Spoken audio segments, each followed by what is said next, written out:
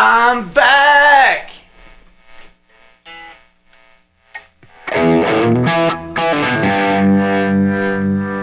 I'm back, y'all. It's Saturday night. We're feeling alright. And we're back on your home for rock and roll on YouTube. The Thirsty Deer Studio. Got the amp sim going. Might play a little guitar. I don't know. I want to do something different tonight. I want to talk about some music news. Try that for a change. Talk about just a few things. You know, everybody knows Taylor Swift put out an album this week, but we're probably not going to discuss that because she gets enough PR, and it's not really what we're into. You know, I'm not about bashing any artists on here, but she's got enough, you know, coverage. But we'll talk about cool shit.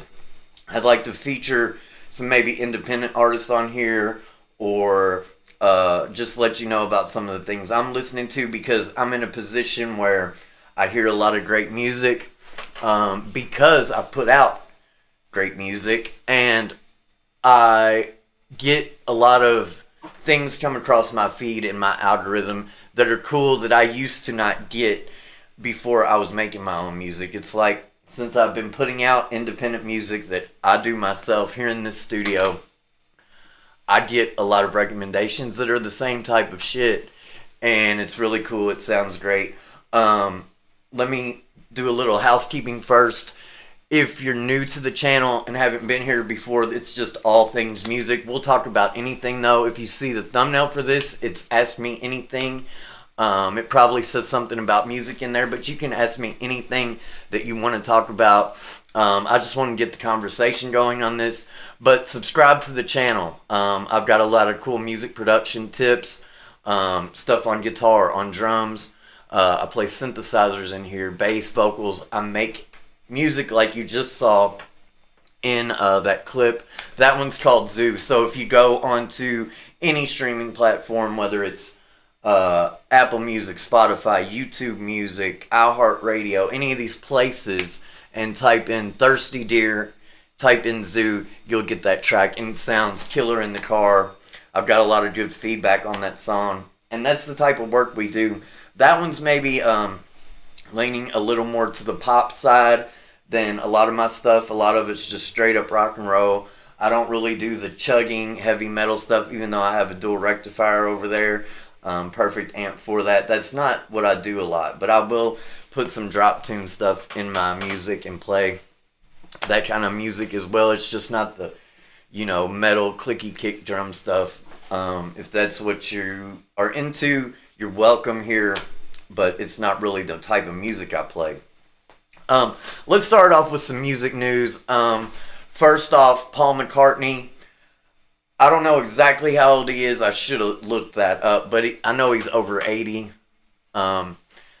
Just started a new tour. Sounds great from all the clips I've seen.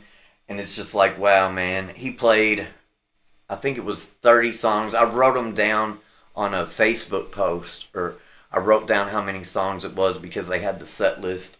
And like all of them were hits.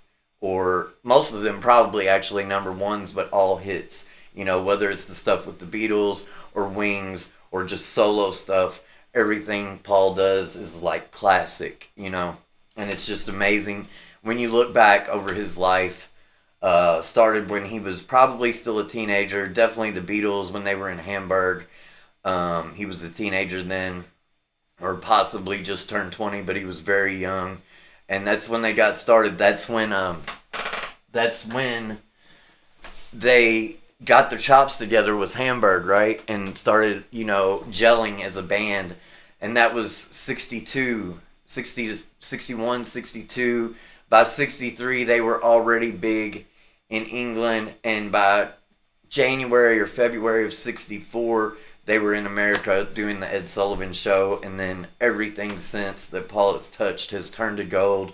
You know, I was always a John Lennon guy in my teenage years, but, you know, you can't really separate the two because they worked as a unit a lot of times. John like when I was a teenager, John seemed maybe a little more edgy.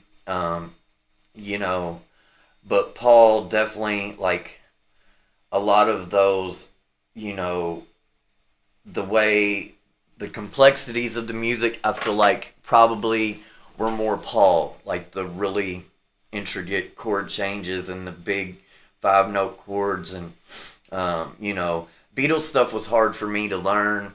I know a few Beatles songs, um, and it was always, a lot of sevenths and things like this. And now I've gotten to a place where I'm really exploring those bigger chords, chords with a lot of dissonance. It sounds great rather than just doing a 1 4 5 with no sevenths in there. You can still do a 1 4 5 and put a seventh in there, and it's really easy to build melodies off of those extended notes. And Paul was an expert at that. Also, we had a new movie released this week, the Bruce Springsteen movie. I think it's Deliver Me From Nowhere. Cool, another cool thing. I like to talk about rock and roll on here, so when I say music news, a lot of what you're going to get is going to be rock and roll, classic rock and roll, new rock and roll, just rock and roll. And for that movie, right, Jeremy Allen White plays Bruce in the movie. And I know that JD Simo, who's on YouTube, go check out his YouTube channel. It's great, man. I'm subscribed to that YouTube channel. And JD taught Jeremy Allen White some, like, basic introductory guitar. So when Jeremy Allen White played Bruce, and he was doing those chord changes, I think JD even went as far as to, teach Jeremy that style of playing, like the way Bruce, he really plays hard a lot of times.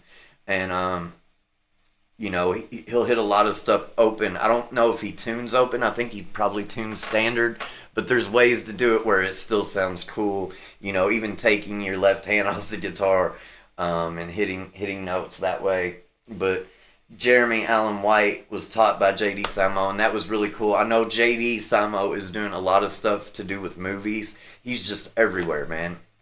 He plays with Luther Dickinson, who's also been in the Black Crowes at one point in time. They do really cool music together.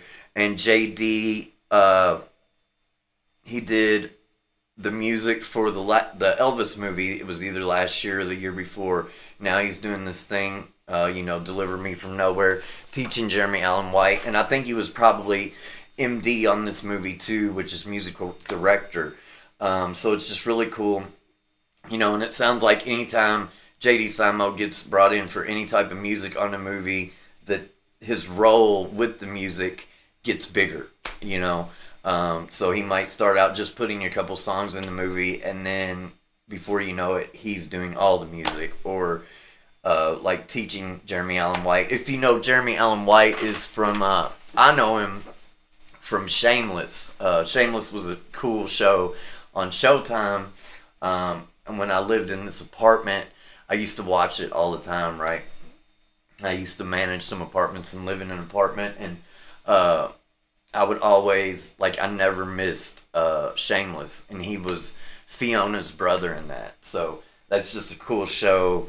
That's what I always think of when I see Jeremy Allen White. So, in other music news, we got some new albums, or revamped albums this week too.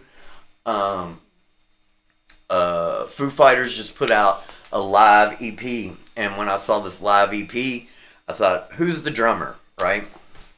Because they've been going through some changes on drums since Taylor passed away, R.I.P. And it's Ian Rubin, so he just became the drummer after Josh Freese. It seems like not even a month ago, but apparently it's been a couple months ago, and I guess in September they did some shows with Ian Rubin, and let me make sure I got, yeah, and so they did some shows in September with Ian, and that's what this live EP is. no doubt it sounds fucking kick ass. It's the Foo Fighters, you know.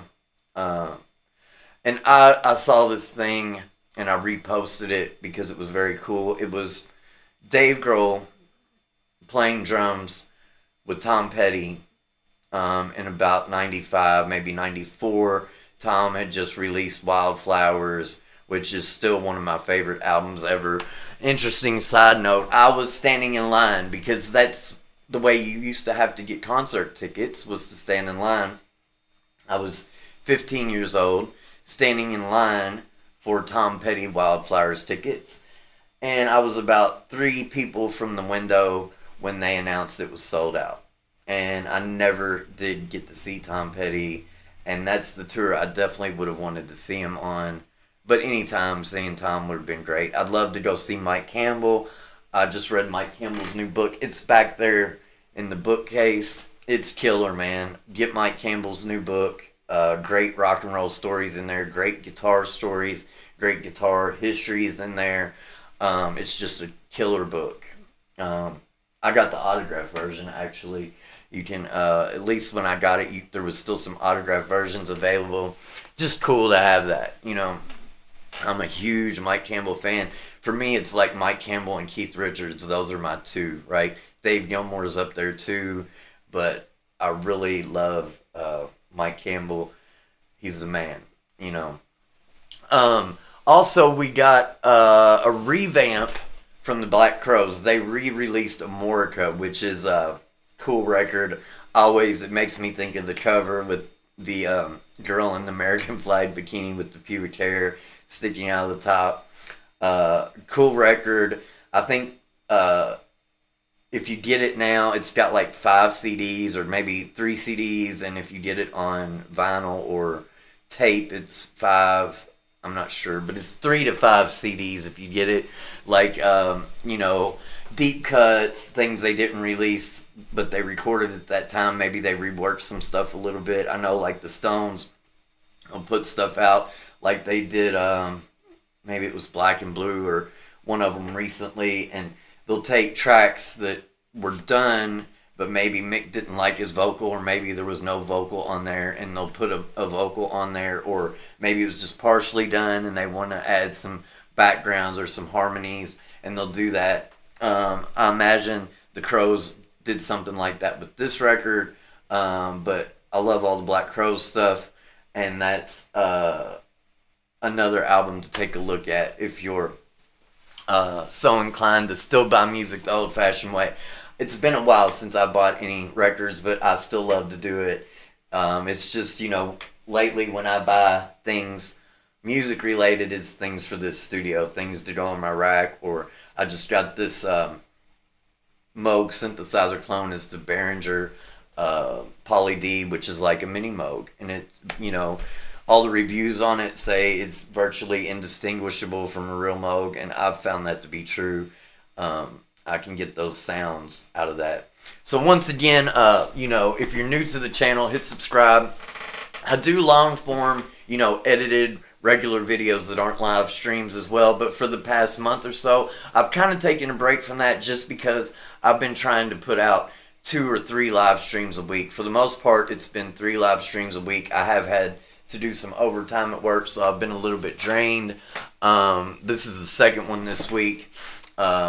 We're going to keep these live streams rolling, and I want to do some new videos, long form edited videos too, because I've seen my numbers drop off a little bit. I'm trying to get, you know, this thing where people see it. People see the live streams, and I don't know how it's going to work out. You know, people are catching them a lot after the fact, and which that's cool. If you see it after the fact, leave a comment, hit that like button, subscribe to the channel. But, you know, it would be really great to get people on board when the live streams are going on. And I realize that, you know, it's Saturday night and people are partying, or people are doing whatever, watching football, or, you know, whatever people do. What I do is make music in the studio, though. So when I have some time and got things rolling, I'll turn on this camera and do a live stream. Or I probably should actually be shooting a long form video right now just because I haven't got one out in a while. But I want to do some new stuff. I've got several ideas. One thing I want to do pretty soon. I was waiting to like I was the studio's going to be going to 16 channels very soon. I'm at 8 channels right now, and I was kind of holding off on the studio tour till I got 16 inputs and outputs. Really, it'd be more like 20 outputs, but I think I want to just go ahead and get that out because the music is to a point where I couldn't be any happier with it. Really, we've got some outboard gear in the rack. We've got great instruments in here. Everything you see is like pro level with the instruments, pedals, rack gear. You know, we do it right because you can make music with anything, but if you have the ability, I feel like it definitely takes things up a notch, just like putting some analog gear in your rack. And on that note, let's touch on some other news with releases for audio gear. I'm not up on everything. I'm more up on studio gear than probably even on guitars, which guitars are my main love. You know, I started playing drums when I was 12. I started playing guitar when I was about 13. So that puts me in, you know, I've been playing music over 30 years, and it's just what I love to do. I love it as much now as when I learned my first songs or was really, you know, getting into it and getting good. It's all exciting when you're young and learning it. You know, it's like there's something new almost every day that you just grasp, and it's like it all feels like it's the missing piece, you know. And it's a wonderful feeling when you're first getting into playing whatever your instrument is. And that's the great thing about music, is that doesn't ever have to change. If you keep digging, you can keep finding new areas, keep finding new things that work, and keep finding different areas to explore with music. It never ends. It's like it's one of the few things that I feel like that are like that you never reach a level that is, I would say, is a master. You know, there are people I consider masters, but you've never mastered it completely. You know, there's always more places to take it. There's so many styles of music to learn. If you're the best rock, blues, and maybe country guitar player, say you have all those, then you still have jazz to explore. You know, there's so many areas to take these things. And that's what's great about music. So, as I was saying, with audio gear, a new release just happened with the SSL channel strips. So it's been a while since SSL has had a rack style channel strip that's like a channel in the SSL console. And it's really cool to see this. I think it's something like the Legacy channel strip or something like that. It's got like a throwback kind of name to it, but it's basically a G series channel strip. It's got a mic preamp, which you know, you're not going to get that like Neve flavor from an SSL channel strip, but I think this channel strip's based more on like probably the E series or E and G in there. It's got some, I don't know if it has transformers, but no SSL is really going to sound like a Neve on the mic preamp side. But what you get with the EQ and the compressor, you know, like SSL channel strips back in the day had a compressor on every channel, great EQs on every channel, and then a 2-bus compressor too on the big consoles, right? Which from the late 70s till today, that's the sound of rock and roll, and that's the sound of a lot of music, is that SSL bus compressor. It really just takes the energy up a notch on music and makes things sound killer, you know. So you get not the bus compressor, but a single mono channel compressor. And the way to buy these things would probably be to buy a pair. That way you can put them on your stereo bus. I find that that's the way I like to buy my pro audio gear, is at least in pairs. I do have BA Eatson 73 that's not a pair, but I'm probably going to add another one to that. Um, just because I have two other channels of Chandler, and I'd like to just have a little bit, and they're close. You know, the Chandler and the Neve style stuff are very close. So um, it's just good to have stereo channels of things that you're going to use because you're going to want to try that on the full mix as well. So if you get two of those compressors, it's not quite the bus compressor thing from as they say, you know, but I feel like you would probably be able to do that SSL bus style compression with two channels of this new channel strip. It's also got a de-esser on there and a gate, which were, I don't think the G series or E series had a de-esser on the channel, but you could do de-essing with it using the compressor and EQs. But you did get that gate on every channel. Like if you make music, you probably have either a Waves SSL channel, that's the one I use the most, or Plugin Alliance, I'm sure has one. Um, you know, all these different SSL style channels. There's one from SSL, actually, a plugin as well. Um, they're great, man, because it's all right there. Like a lot of times I'll put a Neve channel strip and like an 1176 or LA2A or both, and then do it like a Pultec EQ or some EQ where I can narrow things down, a more parametric EQ with where you can make the Q narrower. And most of the time, what I reach for on that is a SSL EQ. Another great EQ that I don't think there's a plugin for, and I want to get a pair of these EQs, is the Undertone Audio 500 series EQs, or to have them in the rack. My camera zoomed in on me because I went like this. Let's zoom it back out. But those EQs are really cool because they can basically mimic any kind of EQ because there's a shape knob on the parametric, you know, on the EQ, as well as the Q width. So most parametric EQs, you just get a width control.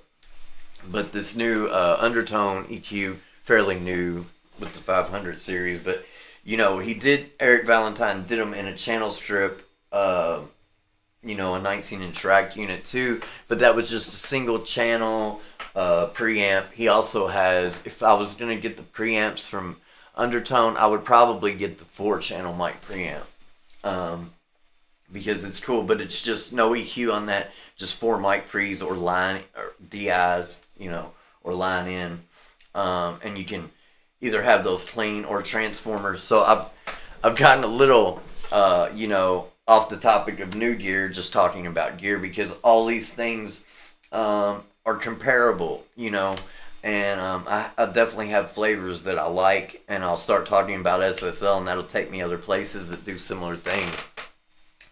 But speaking of SSL, another great company, I have some of their gear in my rack, is Audioscape.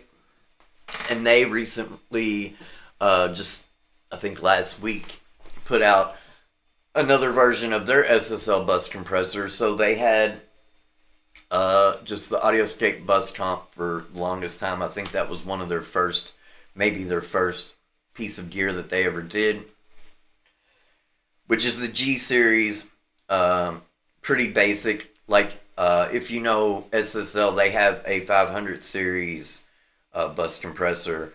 It's basically, it seems just like that, all the same controls, but it's in a 19-inch rack. A lot of people have these. You can get a similar flavor from using an SSL bus compressor plugin, one from Waves. I use the one from SSL. They're great.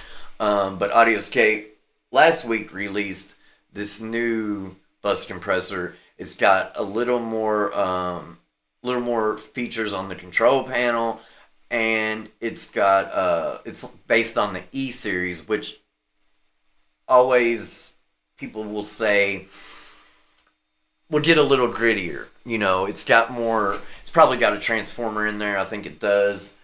And you can just really crunch this thing up, you know, crush and crunch, and really get it to do a thing with a lot of color and a lot of flavor. And I really want to check out that E-Bus compressor. So I've got mono compressor in my rack in 1176 from Audioscape actually.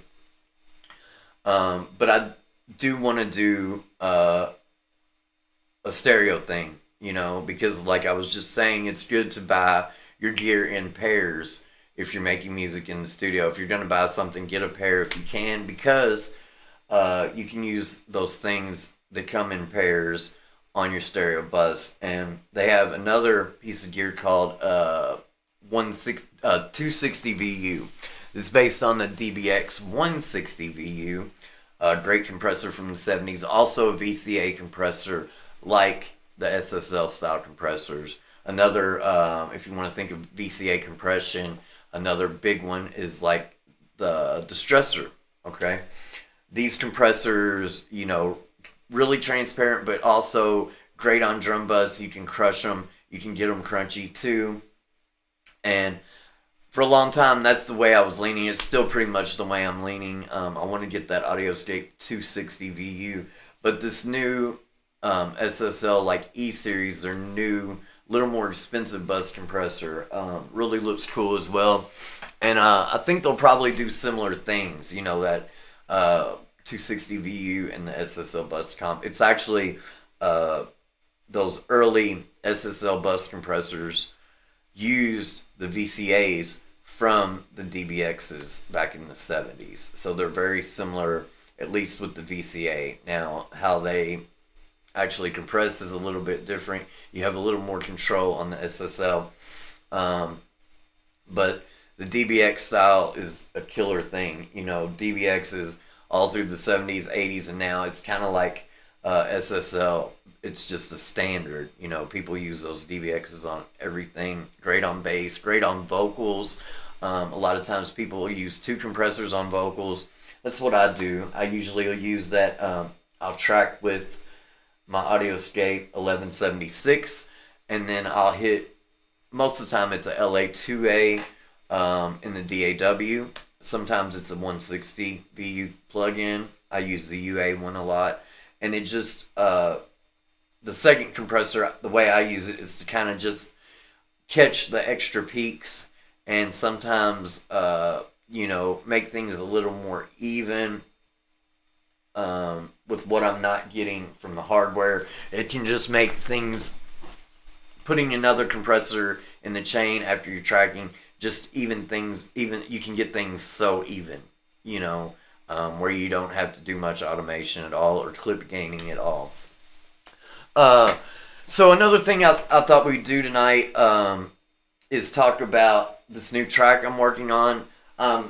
Getting ready, like I've been moving mics around a little bit today because I'm getting ready to track drums on this. I said on the last live stream that I would probably have drums done by today, but I've really been enjoying this new track, just building, adding on to it, putting new stuff in there, and so it's gotten quite a few more little pieces to the music, just little features. The basic form of the music is the same as it was, but I mentioned on the last live stream that I had some arrangement things that I wanted to do. It wasn't, the parts weren't necessarily, didn't have the flow that I wanted at the time. So I've got all that worked out. I just added an acoustic guitar part the day of the last live stream. So you heard that, but I've done some more things with that. I've put another guitar in there, and I've put another synthesizer part. Just done a few extra things. Been messing with delays. Just doing a little bit of work to get this thing as close to where I want it as possible before I put the drums on, because I really like to have the mix just about ready, like the music mix ready when the drums go on, and then it's just like there, how I want it to be when the drums are done. All I have to do is just kind of edit the drums a little bit and the music is right. Then the way I usually work is to put the vocals on after that. And that's the flow of this song as well. So I'm going to see if I can get this to pull up. Hopefully we're not using too much CPU for the chat. And if I get this up, we'll take a listen to this music, and we'll just talk about it a little bit as well. And if you're in the chat, if you're catching the live stream or catching it later on, leave me a comment. If you see it tonight, if you get on here with me, go ahead and put something in the chat for me. Tell me how my levels are. Anything, tell me the kind of music you're into. Tell me about what kind of music you've been listening to lately. Tell me about how you work in the studio or what instruments you play. I really want to get a community going on these live streams and on my channel in general, because I make music and I'm in here a lot working alone. And it's good for me, to have people to bounce ideas off of.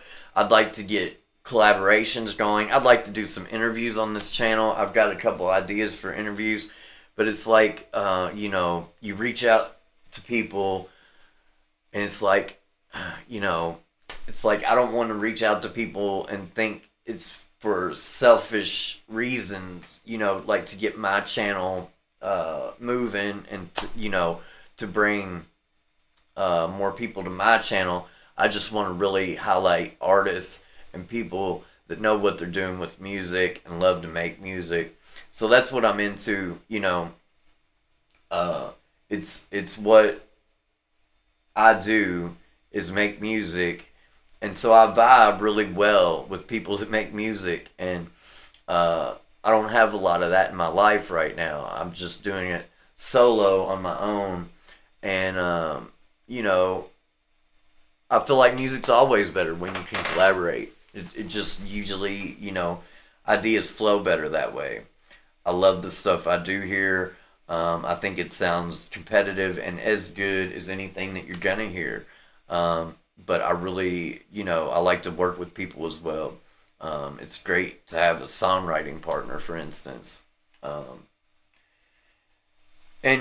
So just leave me a comment, hit the like button. If you're in the chat, leave me a comment in the chat. I'm not to 1,000 subscribers yet. You can't do super chats, so don't sweat any of that. Don't worry about no money. I used to put like my PayPal like QR code in the videos. I quit doing that, but I'm all about supporting local music, supporting music as well. It's great to buy records still, and I want to get back into collecting vinyl. My dad has a lot of vinyl, and I love to listen to it, and I feel like it's the best way still to listen to music. I love CDs. There's a lot of CDs over there in the bookshelves. But man, just the more I do this, the more I appreciate analog, because you can hear the difference in the music just going through analog gear, and all the great things that happen just running through actual circuits, and having a physical format for music is the same thing. It's like it's great. I got to talking, and I don't know if this song's gonna pull up, but yeah, I think it will. Might just take a minute, but we'll go through this track a little bit. You'll be able to see where I had the initial tracks that I did, right? And I'll probably go through and do another save as where I just have this arrangement, but I've got it in two sections, like where I actually track the music. That's at the very beginning, starting on bar 1. But then I did another arrangement on like bar 70 or something that starts the new arrangement, and that's where we'll be listening from. So it's got one of the things I did with it since the last live stream is put this new synth intro part.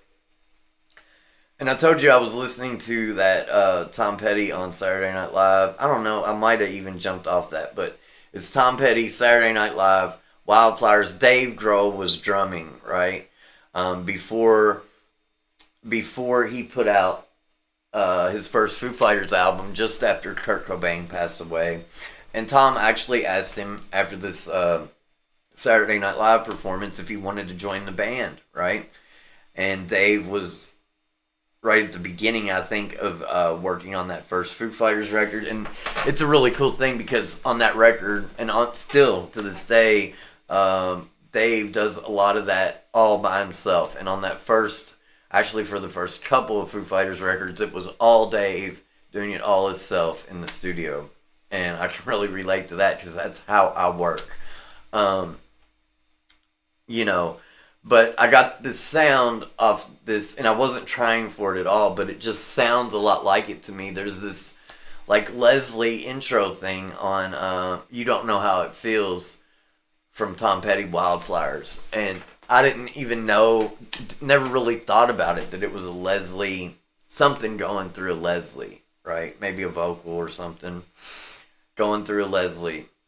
And this synth sound that I got, it's like a vocal kind of synth sound, but it's going, I put it through a Leslie too, and I played it with that Leslie on, and it sounded like You Don't Know How It Feels, the intro section, before, like it does this like swell, and that swell, I didn't even know it was a Leslie, but it has to be because this thing sounds so close to it, right?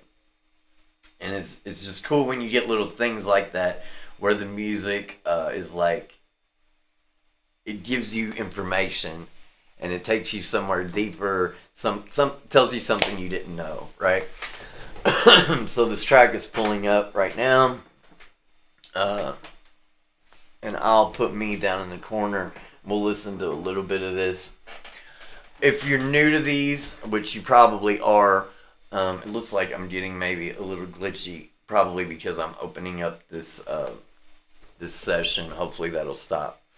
But I usually go for an hour on these things, so we're at about 40 minutes right now. So, you know, hang with me, leave some stuff in the chat, talk to me, tell me what you think about this music. It's gonna have a totally different feel when the drums go on, but it all, you know, that always happens, and the drums just really make the song. It's kind of like glue, you know, for the song.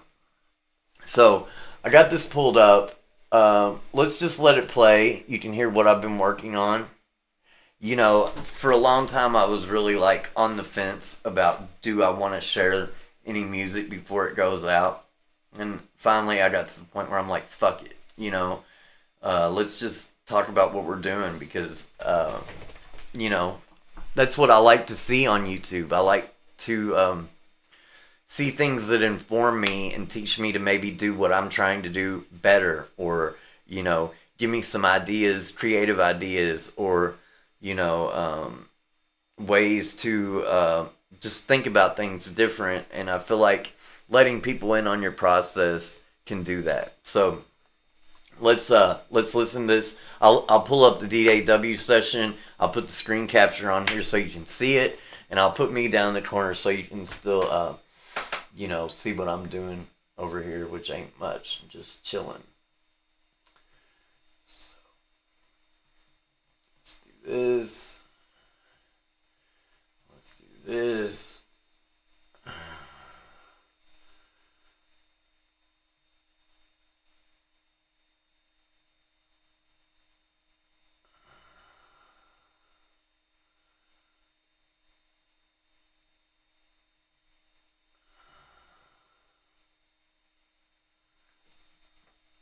And let's do this. So there's the session that you're seeing. And there's me you're seeing. So I'm not going to have, I've got most of the things. I'm going to shut off a couple plugins on this that just really aren't very important. They just do a little things like keep some things from jumping out a little bit better. But it'll make things go smoother with the stream running. So let's listen to this. I'm going to put on my headphones. I've got monitors up here, but I'm not running through them right now. I don't have them on right now because I don't want to have to mute the mic to, you know, so you're not getting two sources through this microphone. So here we go. Starts with a little synth thing.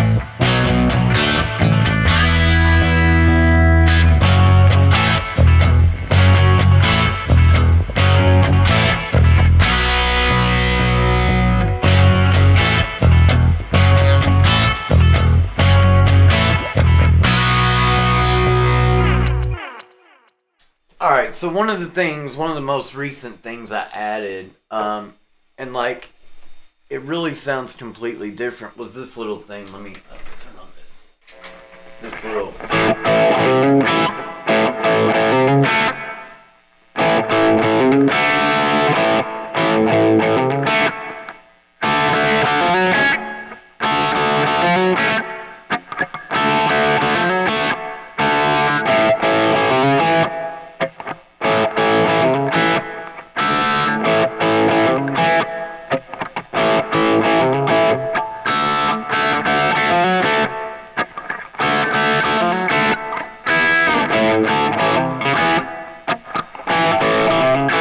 It's on this little section right here. And I might mute it so you can hear what it sounds like without that.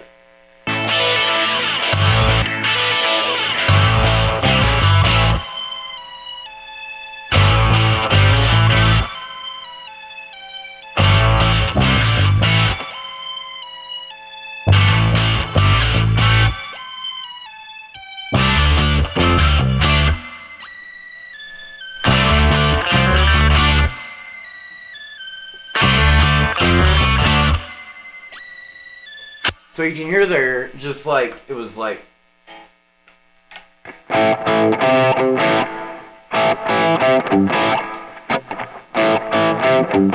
That's what the other guitars are doing in it. I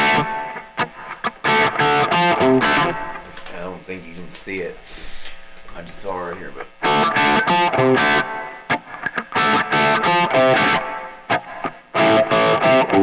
That's what it was doing, and it's still doing that. I had that part originally, but then I put this, panned it to the other side, and it's not complete double, you know, the other part is, and then this is like that.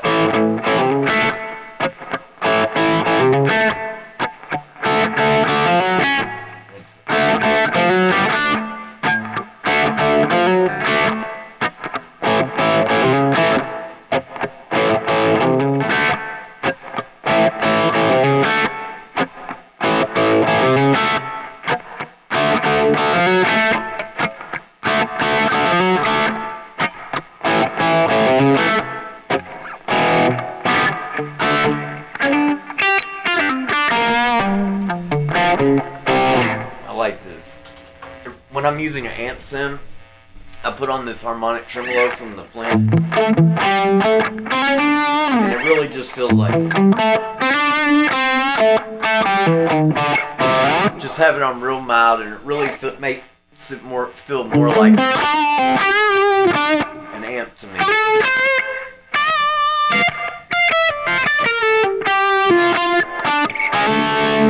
I'm just using all of those except for one gritty rat part. Like, if you listen to it, it's got a filter on it even. That was a DI through this Gems 45. The Gems 45 is usually the amp sim I use when I track any parts with the amp sim.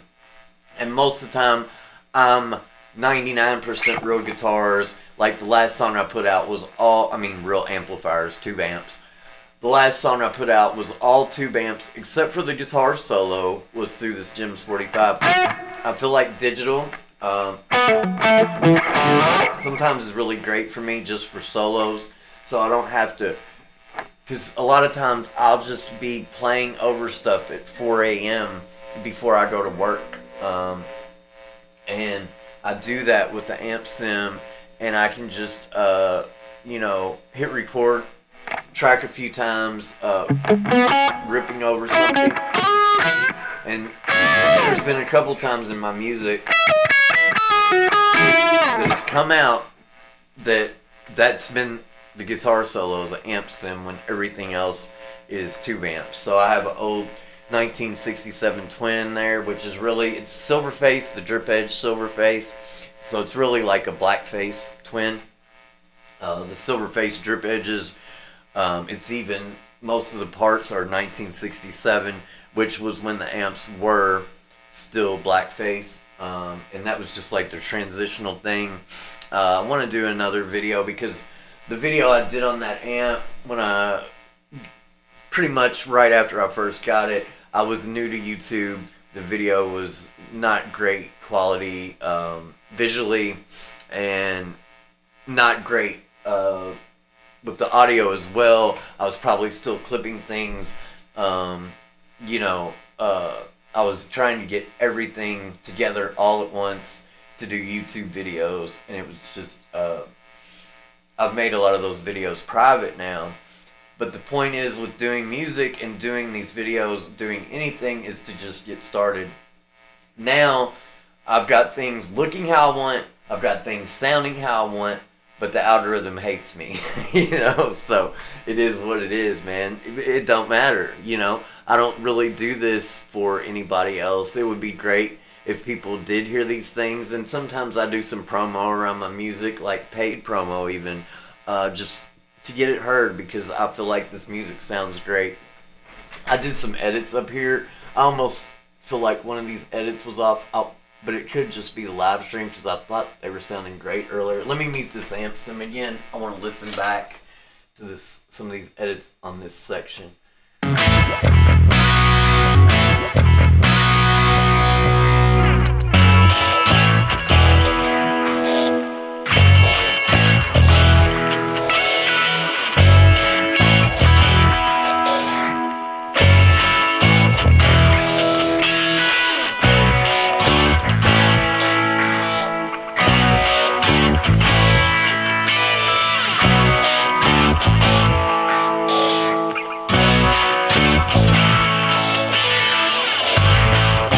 So did you hear that filtered guitar that really almost sound like a wah-wah on it?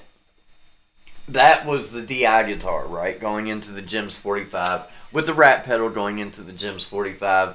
And then I put what's giving it that almost wah-wah filtered sound is Filter Freak from Soundtoys. And when I'm looking for something different out of something, just something unique in there, or something with a lot of grit or a lot of whatever, something different or something to really destroy the sound, Soundtoys makes great stuff for that, man. Like their Echo Boy is the studio standard now, and I feel like that's with either analog or digital. Everybody goes for Echo Boy, and I've got a great Strymon timeline. Sometimes I'll even put that on, use it like outboard gear. I've got a timeline, a carbon copy. They both sound great using them as outboard gear in a mix. And I really, if you don't have any outboard gear and you're mixing songs, but you've got guitar pedals, man, use the guitar pedals to mix with. It's basically giving you the same thing as outboard gear, even like put a tube overdrive. If you got a lot of pedals, you might have a tube overdrive, like the Benson, or I don't think but it's still a good preamp. Like this new what's the one from they do the one. It's on the top of my head. It was on that pedal show, but on the tip of my tongue, I should say. It's basically like the Butler Tube Driver. What's the name of that company, man? Crazy Tube Circuits. Crazy Tube Circuits. I knew it was on the tip of my tongue. Crazy Tube Circuits has this new tube overdrive pedal. Or like the Friedman, like our D or our X, those are preamps from an amplifier. But try putting them on your track, turning the gain all the way down, but just going through those tubes.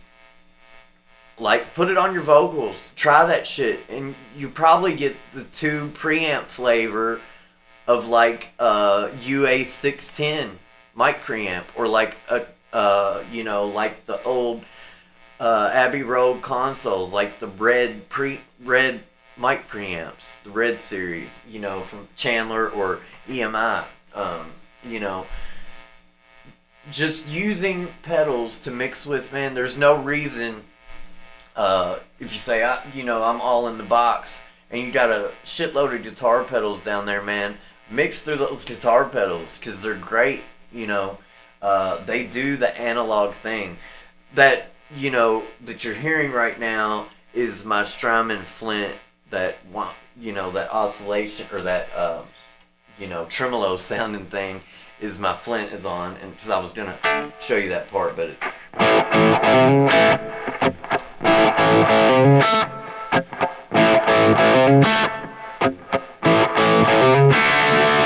so when I went back and listened to that, it was because of the stream. I had those edits right, and I was doing a little, like I said, I hoped that I would have the drums on by today, but I was just adding parts on this song. I really like where it's at now, and I feel like the drums can go on, and if I want to add anything else, we'll get that later. So if you're new to the channel, new to catching me on live streams, maybe you've caught my other videos, subscribe to the channel. We make music. We show how we make music here in the studio. It's just what I love to do, and I'm trying to get a community here, people to collaborate with, even because like I said earlier, it's Saturday night. A lot of people are out partying, watching football. I've got a little boy asleep in the back room, and I'm making music. That's what I do. I love to make music, and I like to get a community going with these live streams. I've always put out the long form edited videos, and I still do that. My newest one is my newest song that just came out last week. That's my newest edited long form video, even though that's not very long form. It's just a 3-minute song, but I do 20 to 30-minute videos, and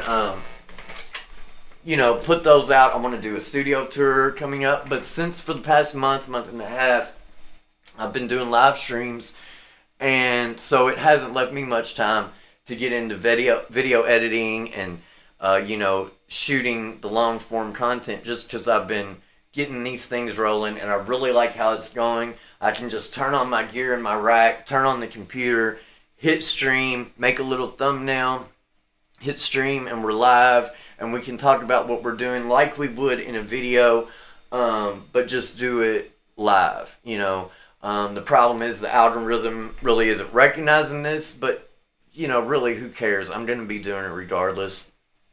And the other thing is that we started doing new tonight is going through some music news. So if you've missed that music news, go back and catch it on the replay of this. Like on the last live stream, I didn't know about having chat enabled on the replay, so I had some things come up in the chat. We answered some questions, just shot the shit in the chat. But I didn't have the replay enabled, so it didn't show up. I really haven't had a lot of people chatting, so I didn't even notice it till the last live stream.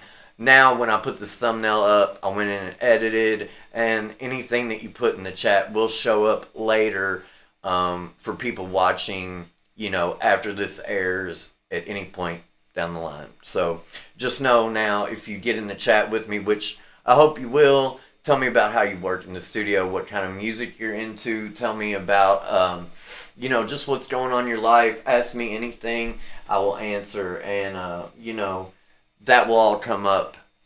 Just FYI, that will all come up when people watch on, the replays of this, if they go on and click the video. Because it's not like they go away after the live stream's over. They stay on my channel, and they stay up there. I've even had some where I've had to do them in 2 parts because I hit a hotkey on here and cut the live stream short, but I was still rolling like a backup redundant, where I'm taking video clips of what I'm doing, what I'm streaming. I'm also recording it in my computer, and if something happens, I can go up and put that up later so people can still see what's going on with the live stream if I like cut it off or something and don't realize I did it, which was a thing when I was new to the live streams, right? So that guitar part, that's one of the new things I added. I added that synth part, and then we've just got some other things going on, really simple.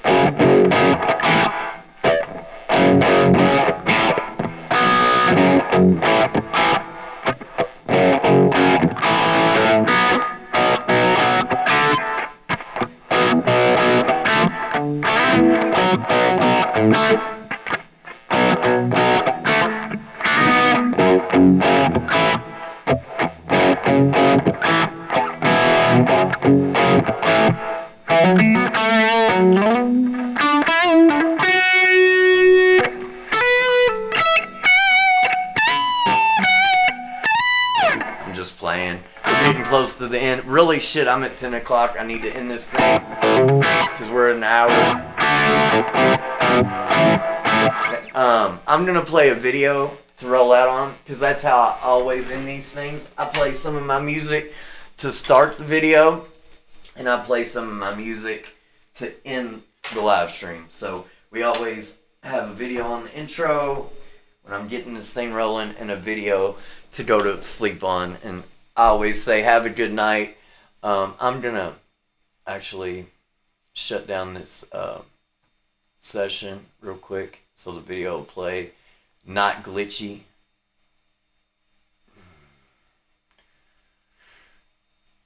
And we'll play you a new song. Let me make me big again. Close program. I'll make me big again. And then not only do I play the music to roll out on, I'll have a video for all these things. So you'll see like a video of me tracking this music. I don't know what we're going to play, but we'll just pick one. I might play the newest one because it's a banger, I think. It sounds good. So let me go in here to my music. Let's see. I want to play this older one. Let's play this. Here you go. Good night. Catch us on the next live stream.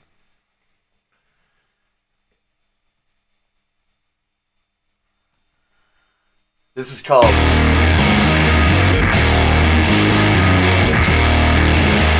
Let me just stop it for a minute. This is called Pixel Palm Reader. So Thirsty Deer, Pixel Palm Reader. If you dig this song, go stream it. Here it goes.